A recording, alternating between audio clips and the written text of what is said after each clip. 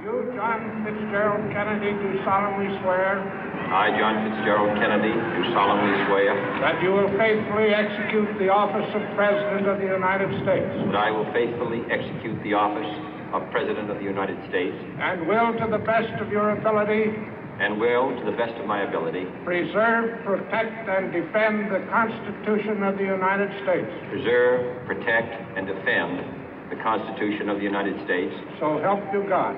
So help me God.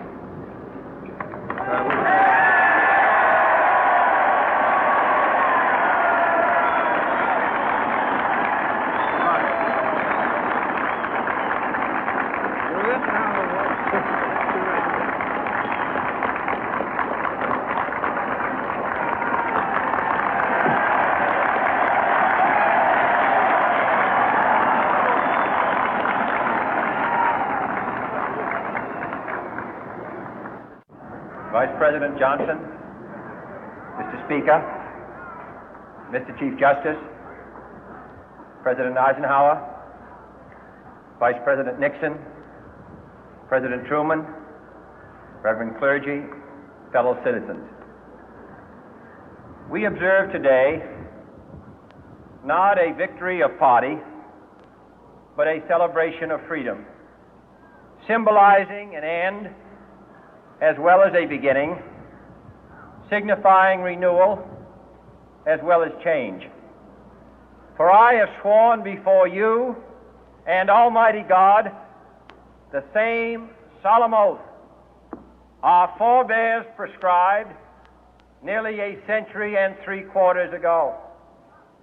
The world is very different now, for man holds in his mortal hands the power to abolish all forms of human poverty and all forms of human life.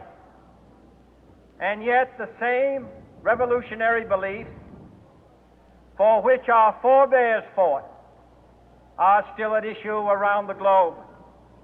The belief that the rights of man come not from the generosity of the state, but from the hand of God.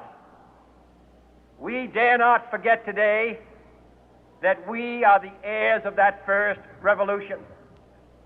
Let the word go forth from this time and place to friend and foe alike that the torch has been passed to a new generation of Americans born in this century, tempered by war, disciplined by a hard and bitter peace, proud of our ancient heritage, and unwilling to witness or permit the slow undoing of those human rights to which this nation has always been committed and to which we are committed today at home and around the world.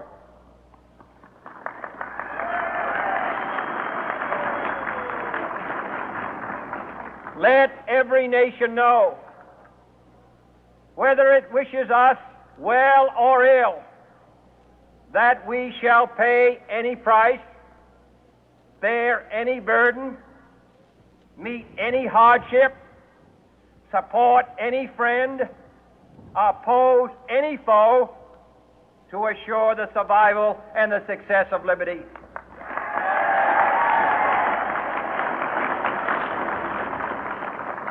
This much we pledge and more. To those old allies whose cultural and spiritual origins we share, we pledge the loyalty of faithful friends. United, there is little we cannot do in a host of cooperative ventures. Divided, there is little we can do, for we dare not meet a powerful challenge at odds and split asunder.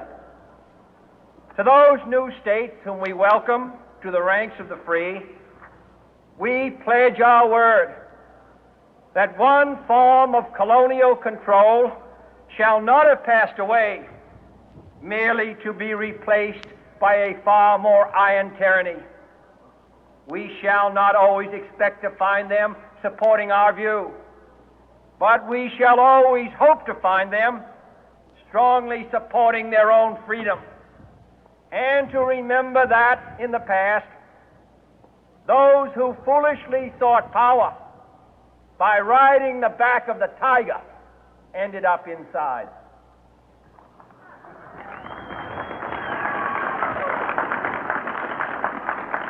To those people in the huts and villages of half the globe struggling to break the bonds of mass misery, we pledge our best efforts to help them help themselves for whatever period is required, not because the communists may be doing it, not because we seek their votes, but because it is right.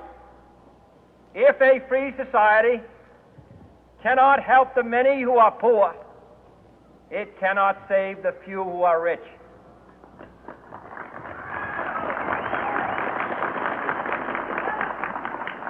To our sister republics south of our border, we offer a special pledge to convert our good words into good deeds, in a new alliance for progress, to assist free men and free governments in casting off the chains of poverty.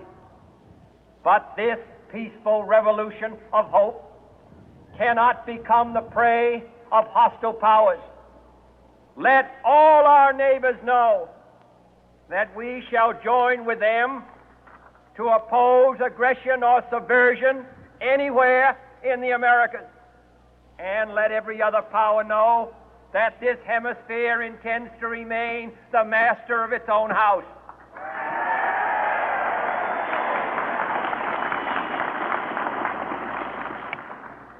To that World Assembly of Sovereign States, the United Nations, our last best hope, in an age where the instruments of war have far outpaced the instruments of peace, we renew our pledge of support to prevent it from becoming merely a forum for invective,